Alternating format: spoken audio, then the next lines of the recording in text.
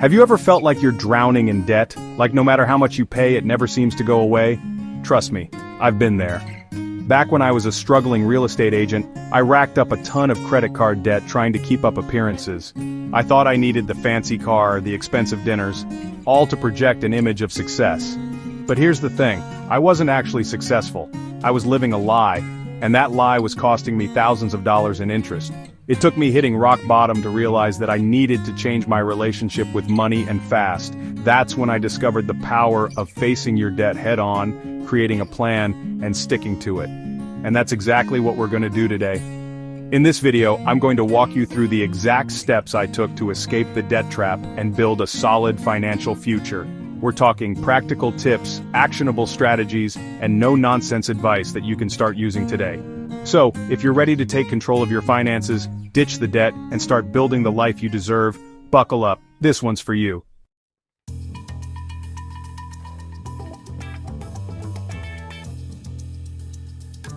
Look, the first step to solving any problem is to acknowledge it exists, right? You can't just bury your head in the sand and hope your debt magically disappears. It's time to face the music. That means taking a deep breath, grabbing a pen and paper, and writing down every single debt you have. And I mean everything: credit cards, personal loans, student loans, money you owe to your friend Bob from that time you went to Vegas. Everything. List out the total amount owed, the minimum monthly payment, the dreaded interest rate, and when those payments are due. This is like creating a financial snapshot, giving you a crystal clear picture of what you're dealing with. This exercise might feel a little uncomfortable, maybe even scary, but trust me, it's a necessary evil. Because once you have everything laid out in front of you, you can finally start to make a plan to tackle it.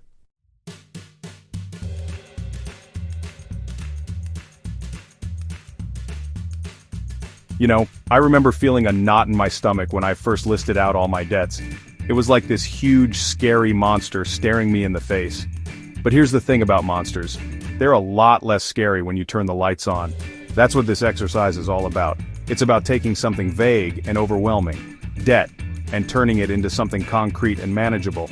It's about transforming that feeling of fear and uncertainty into a sense of clarity and control.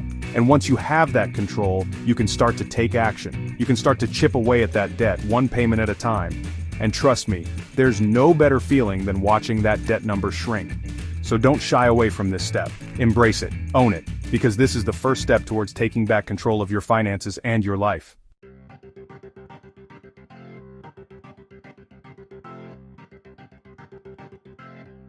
Now I know what you might be thinking, Graham. I'm already stressed about my debt. Why are you making me relive the nightmare by writing it all down? Well, here's the thing. What gets measured, gets managed. You can't improve what you don't track. By listing your debts, you're not just acknowledging the problem, you're arming yourself with the knowledge you need to conquer it. It's like going to the doctor for a checkup. Yeah, you might get some news you don't like, but wouldn't you rather know what's going on so you can address it? Remember, knowledge is power, and in this case, it's the power to transform your financial life. So, take the time to do this exercise right. Your future self will thank you.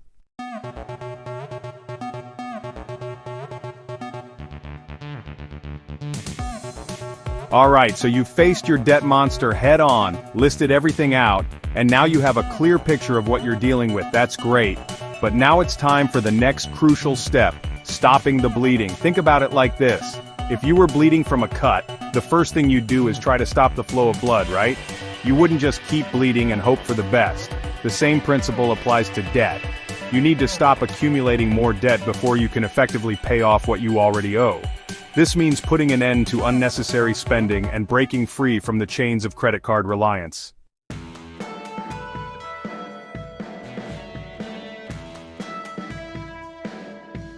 I'm serious, guys.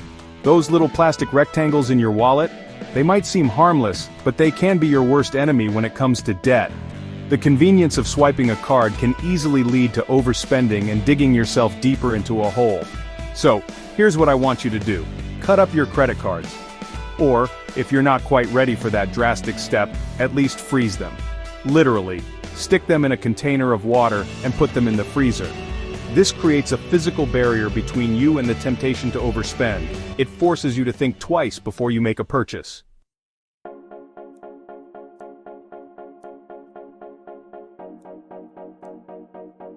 Look, I get it.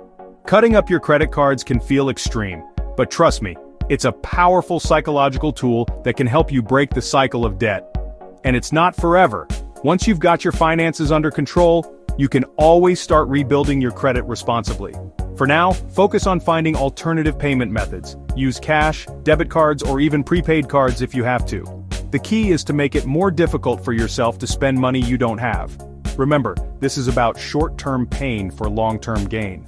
By taking control of your spending habits and saying no to new debt, you're taking a massive step towards financial freedom. And that, my friends, is a beautiful thing.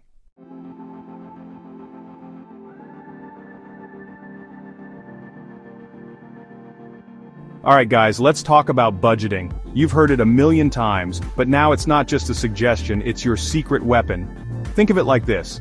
How can you possibly expect to escape a burning building if you don't have a plan to get out? A budget is your escape plan from debt. First things first, you need to know how much money you actually have coming in each month after taxes. This is your net income. Don't even think about looking at your gross income. We only care about the money you actually get to keep. Next, we break down your spending. This is where it gets real. Categorize everything. Your rent or mortgage, those pesky utility bills, groceries, those minimum debt payments we talked about, and yes, even that daily chai latte. The goal here is to get crystal clear on where your money is going. You might be surprised by how much you're spending on things you don't even really care about. And that, my friends, is where the magic happens.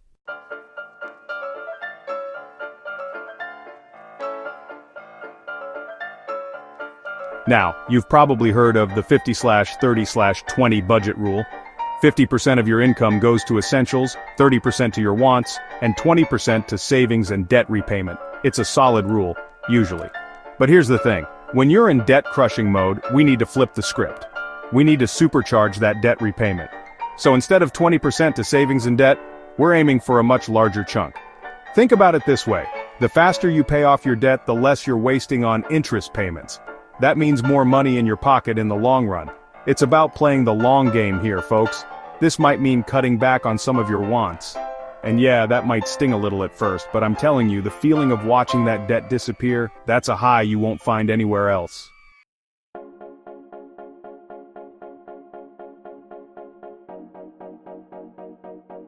Now, I know what you're thinking, Graham, this all sounds great, but I'm terrible with budgets.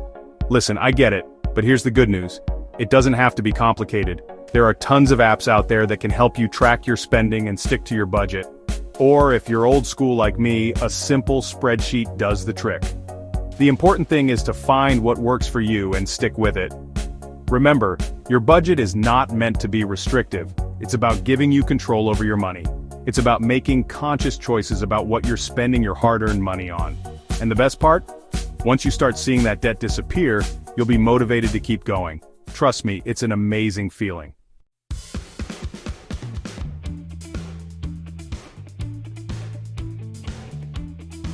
Okay, so we've faced our debt, we've stopped digging the hole, and we've got a budget that works.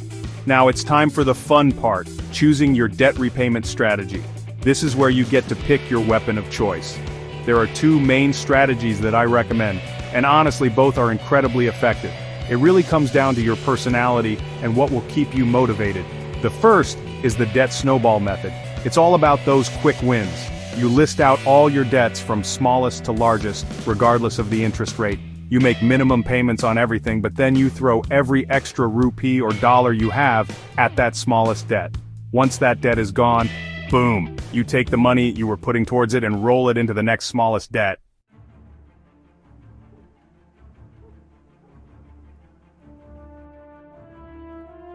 Now, the second strategy is the debt avalanche method. This one is all about outsmarting those interest rates. You list your debts from highest interest rate to lowest, and similar to the snowball method, you attack the highest interest debt first with all your extra cash. This method might seem a bit slower at first, but trust me, you'll save more money on interest payments in the long run. It's like taking a more strategic, calculated approach to slaying that debt monster. So, which one is right for you? Well, if you thrive on quick wins and need that extra boost of motivation, the debt snowball method is your best bet. It's like knocking down a series of dominoes. Each win fuels your momentum. But if you're more numbers-oriented and want to save the most money possible, the debt avalanche method is the way to go. It's about being strategic and efficient in your approach.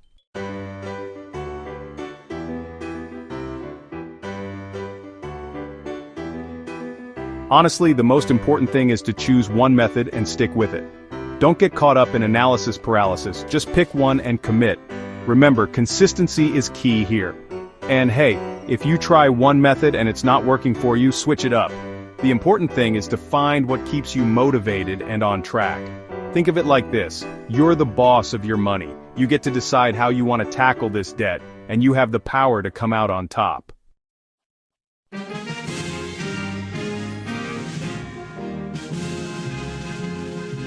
Okay, so we've covered a lot of ground budgeting, debt repayment strategies, the whole 9 yards.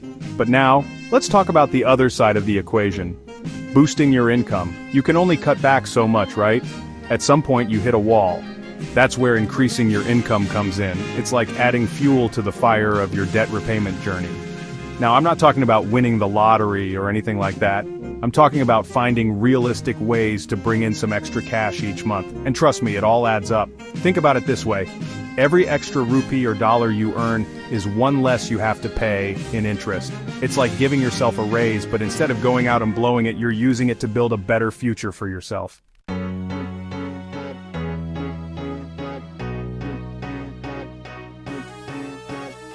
So how do you actually boost your income? Well, the good news is there are tons of options out there. The key is to find something that fits your skills and interests. One of the easiest ways to get started is by freelancing. Platforms like Upwork and Fiverr connect freelancers with clients all over the world. Whether you're a writer, graphic designer, virtual assistant, or anything in between, there's a good chance you can find freelance work in your field. Another great option is to sell stuff you no longer need or use. We all have clutter in our homes, right? Why not turn that clutter into cash? Platforms like eBay, Craigslist, and Facebook Marketplace make it easier than ever to sell your stuff online. And hey, if you're willing to put in a little extra effort, you can even pick up a weekend gig. Driving for a ride-sharing service, delivering food, or even walking dogs can bring in some serious extra cash.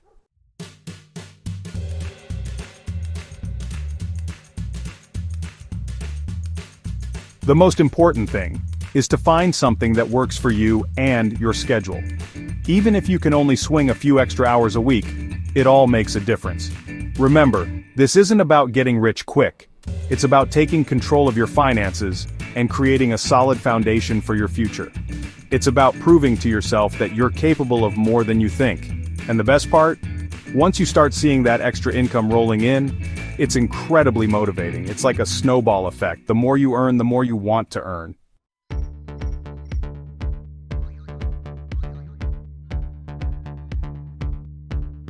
You know that feeling you get when you have to call your credit card company?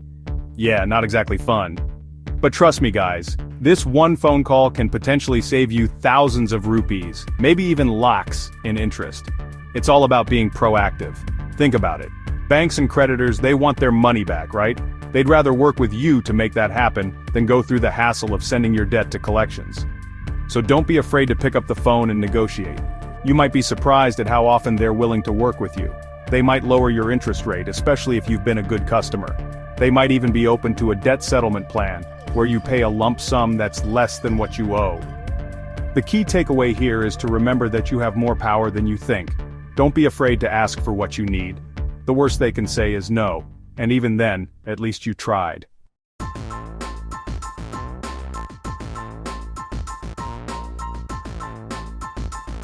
Let's talk about interest rates. They're sneaky little things that can really eat into your progress. Imagine this: you're diligently paying down your debt, but a big chunk of your payment is just going towards interest, not the actual principal.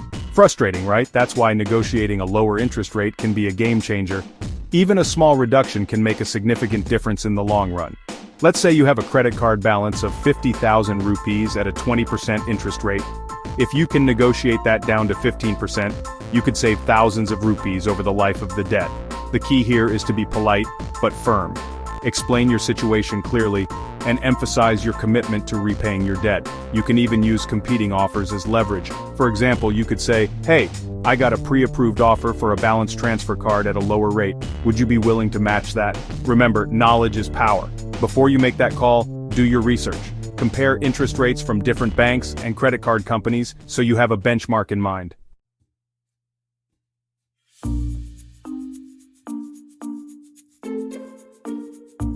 Okay, so you've negotiated a great deal with your creditor. Awesome. But before you celebrate, there's one crucial step.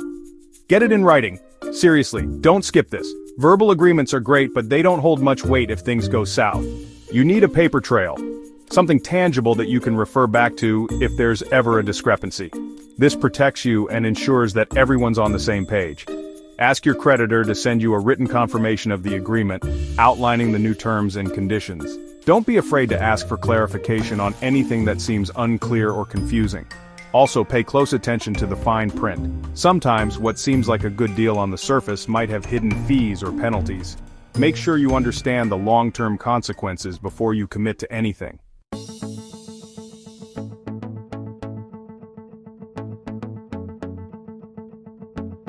We're creatures of habit, right? We forget things, we get busy, life happens. That's why automating your finances is key, especially when you're trying to escape the debt trap. Think of it like this. You automate your bill payments, right? Your electricity bill, your internet bill, they're all set up to be paid automatically. Why? Because it's convenient, and it ensures that you don't miss a payment and get hit with late fees. The same principle applies to your debt repayment. Set up automatic debits for at least the minimum payment on all your debts. This way, you're never late, which protects your credit score, and you're consistently chipping away at your debt, even if it's just a small amount each month. But don't stop there. Once you've automated the minimum payments, set up additional automatic transfers to your debt accounts every month. Even if it's just an extra 1,000 rupees or $10, every little bit helps.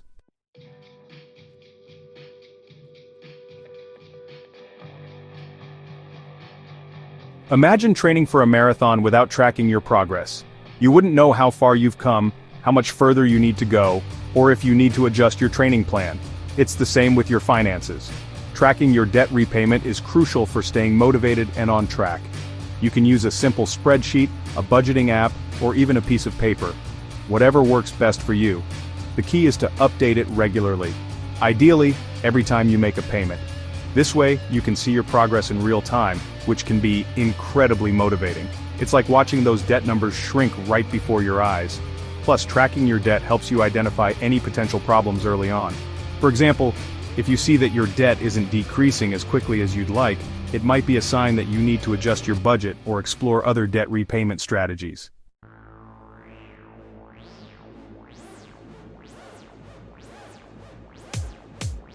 Getting out of debt is a marathon, not a sprint. It takes time, effort, and a whole lot of discipline. That's why it's important to celebrate your wins along the way, no matter how small they may seem. Did you pay off your smallest credit card? Awesome, treat yourself to a nice dinner, within budget of course. Did you manage to negotiate a lower interest rate on your loan? That's amazing. Celebrate with a movie night with friends. These small celebrations serve as positive reinforcement, reminding you that you're making progress and that your hard work is paying off. It helps you stay motivated and prevents you from getting discouraged by the long road ahead. Remember, consistency is key. It's not about being perfect, it's about making progress one step at a time. Every rupee or dollar you pay off is a victory, so keep track, stay motivated, and celebrate those wins.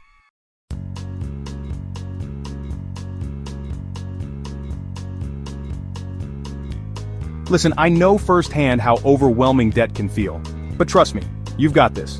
By taking control of your finances, making a plan, and staying consistent, you can break free from the debt trap and achieve financial freedom. If this video helped you even a little bit, hit that like button and subscribe to Smart Wealth Creation for more practical financial tips. And don't be shy, comment below and tell me what kind of debt you're battling. I'll do my best to reply with some personalized strategies. Remember, getting out of debt is a journey, not a race. There will be bumps in the road, but don't give up. Every step you take, no matter how small, brings you closer to freedom. You've got this.